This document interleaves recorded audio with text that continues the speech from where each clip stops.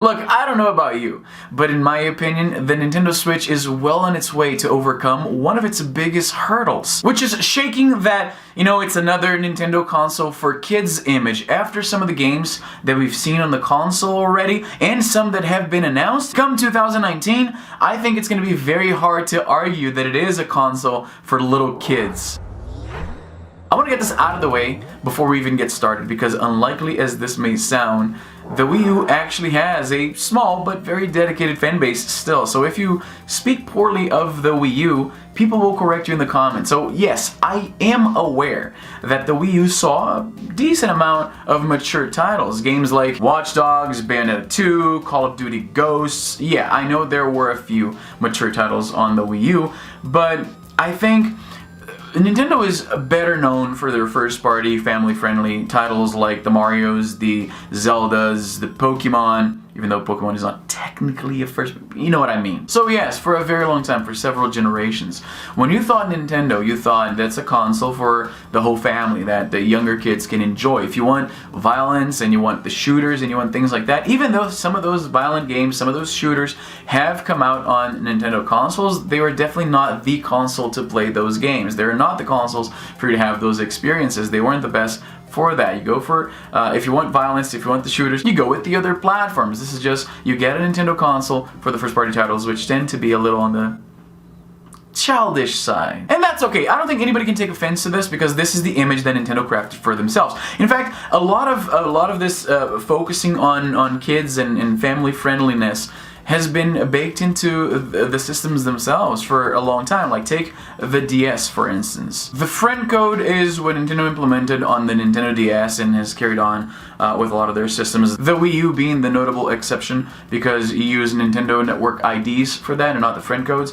But the friend codes were basically a way for you to connect with your friends who had DSs. And the reason behind the friend code, and as opposed to like a gamer tag where you could more freely add people and talk to people online, is because Nintendo realizes that a good chunk of their audiences are young kids, and it didn't seem wise to allow young kids to freely connect with other people over the internet. So yeah, it would be hard to argue that Nintendo didn't craft this image for themselves. They are, first and foremost, a company that caters to families and kids. On the DS, it was even worse, because each individual game had its own friend code, because it didn't have any kind of online, persistent online system. At least with the Switch, for instance, it's one friend code for the system itself and not one for each individual game.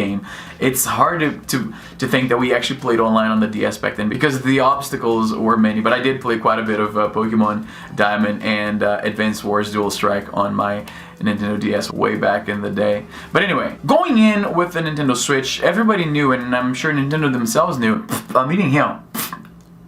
I'm eating my beard. As I was saying, going into the Nintendo Switch, I'm sure Nintendo, everybody knew that this would be a challenge. A lot of people see Nintendo consoles as something for kids and for families. And the way the gaming community breaks down by demographics, people around my age, we are the majority. So of course and they knew that this was going to be a problem. And obviously, Nintendo is not going to make gritty action shooters themselves, which means they need to cater, they need to court third-party developers, and they have been doing that really well with the Nintendo Switch. Now, granted, 2018 wasn't the best year for the Switch. We saw a lot of indie titles. There weren't, unfortunately, that many AAA experiences on the Nintendo Switch compared to other consoles. That's probably the biggest criticism of the system in 2018. Thankfully, that's going to change in 2019.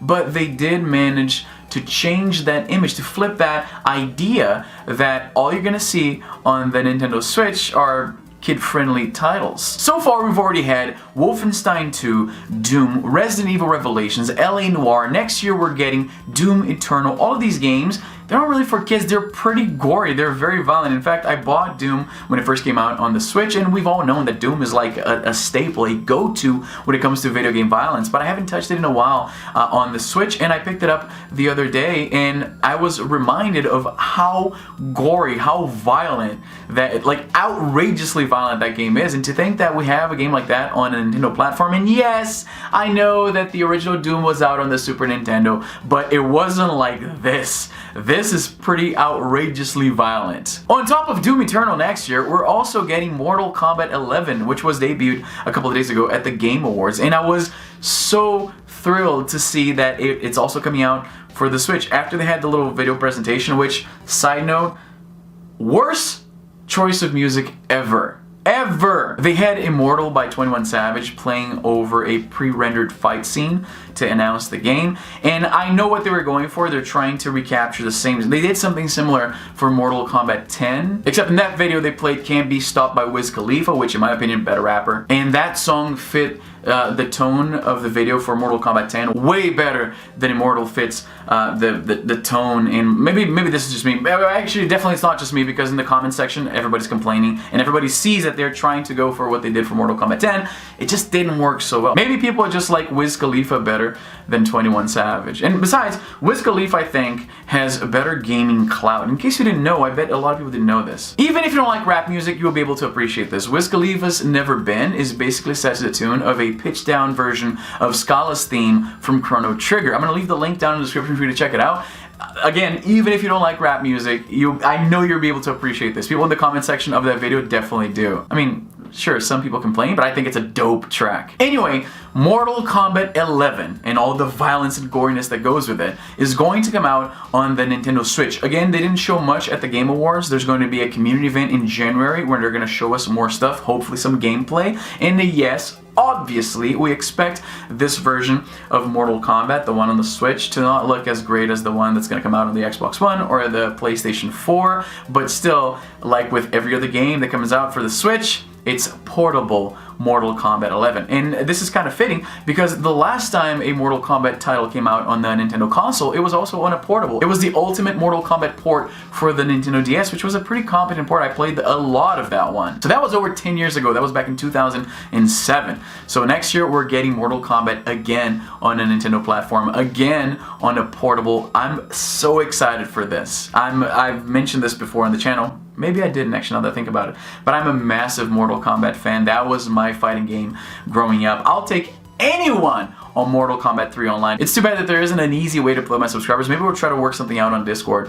But I would love to play with you guys to show how good I am at Mortal Kombat 3, because that's probably the only video game I'm good at. But this is so exciting. Like I said in the beginning, this is one of the biggest challenges in my eye, and I think a lot of people will agree, that Nintendo Switch faced. A lot of people would probably reject the Nintendo Switch. Hardcore gamers, older people, right? Like people in their late 20s, early to mid 30s, like is my case. A lot of us, we look at, like, people in my age, we tend to prefer things like PlayStation and Xbox, and a Nintendo console is like, okay, that's kind of cool, and Mario looks okay, but it's, you know, there is that stigma that it is a console that caters to a younger demographic. So obviously, this is shifting with all of these games that are already out on the Nintendo Switch. Some of them are discounted right now, in fact, so Doom is like $20 off, I think. This is very exciting because it brings more players to the Nintendo Switch, and in turn, that attracts more developers to work on the Nintendo Switch, so it's a win-win situation. But what do you think? Do you welcome these more violent, more aggressive, more adult, more mature